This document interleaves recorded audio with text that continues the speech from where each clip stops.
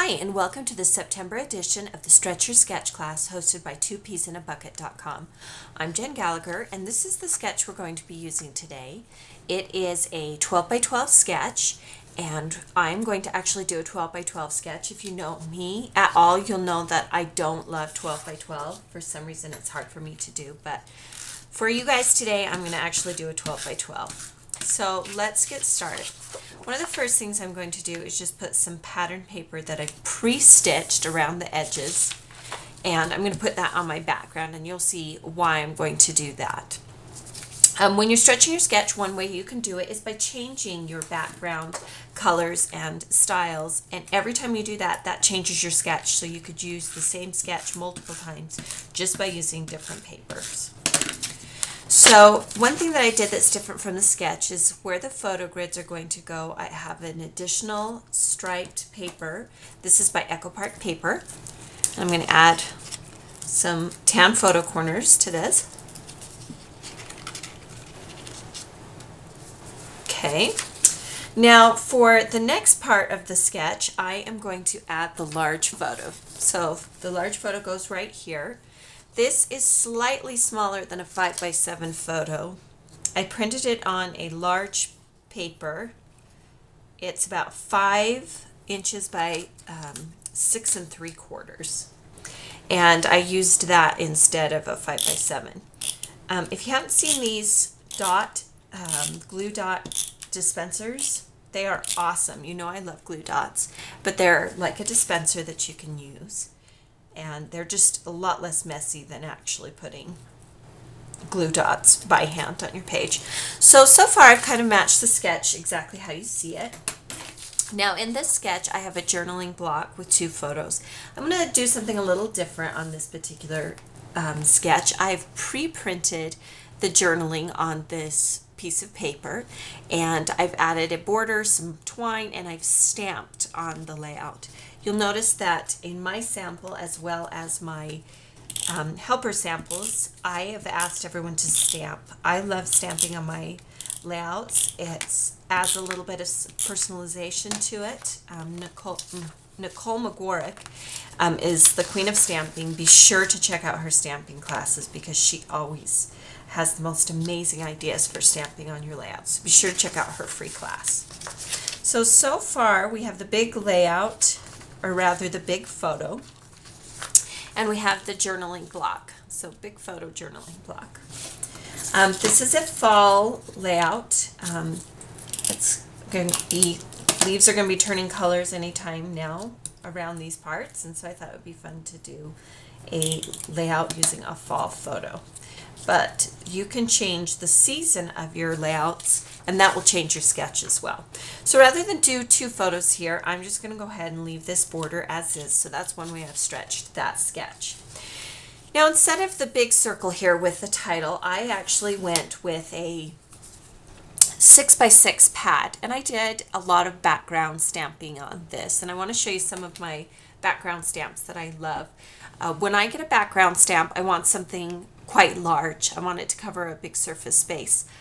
So look for background stamps. Do a search by background stamps in the shopping section. For this particular journaling block, I also used this flourish stamp, and I used a subtle tan to stamp on the back. And then you can add printed text, handwritten text, or even your title. So lots of ways that you can incorporate your specific style into your layouts. Okay, so we're just going to tuck this back here, like that. All right, now this wasn't particularly in my sketch, but I also have collected some basic die cuts. You can't see it very well, but right here, there's a cut here. This is actually 2 cuts on one thing. This is a Tim Holtz Sizzix cut, and this is what cut the labels on these 2 pieces of pattern paper. And I just like the look of office supplies, so I'm going to add this. Alright, so we're going to go ahead and tuck the file folders behind our journaling block. And one designer tip is when you're using something like file folders or tabs, you want to stagger the shape. Because just like you would find in a filing cabinet, you have different staggered files. So this is an old October afternoon sticker set.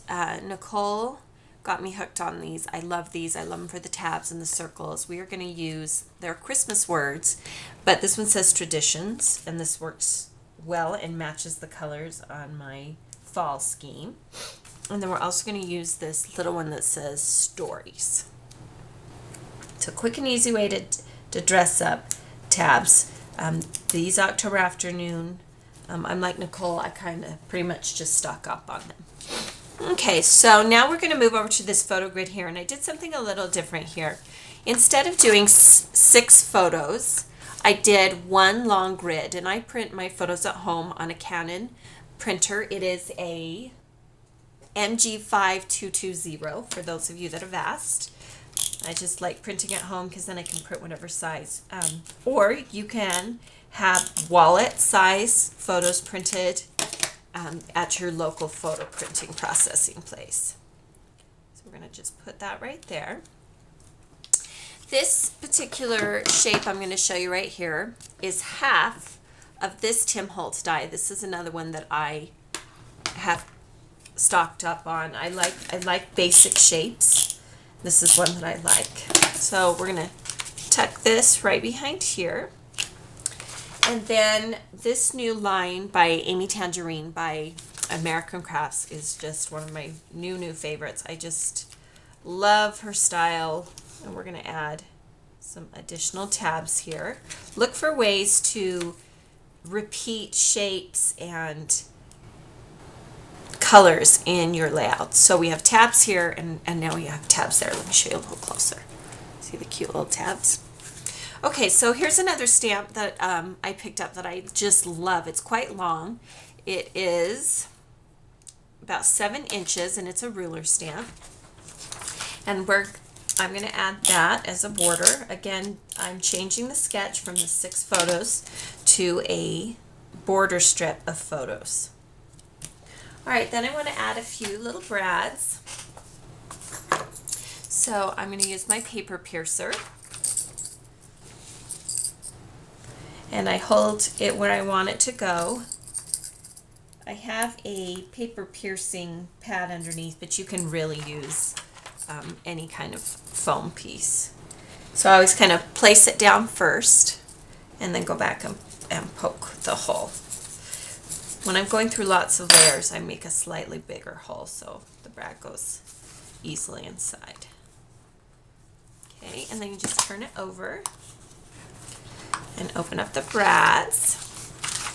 All right, and I want to add one last photo corner to my layout. And let's go over one more time what we did. So we changed the sketch by putting different colored pattern paper in the background. We changed the sketch by, instead of using photos, doing a photo border. We, instead of using 2 photos down at the bottom, we just used a photo border. And instead of this rounded title, we used a rectangular square title. So these are lots of different ways that you can stretch your sketch. Be sure to download the free PDF that comes with this class in the free classes section of 2peasinabucket.com.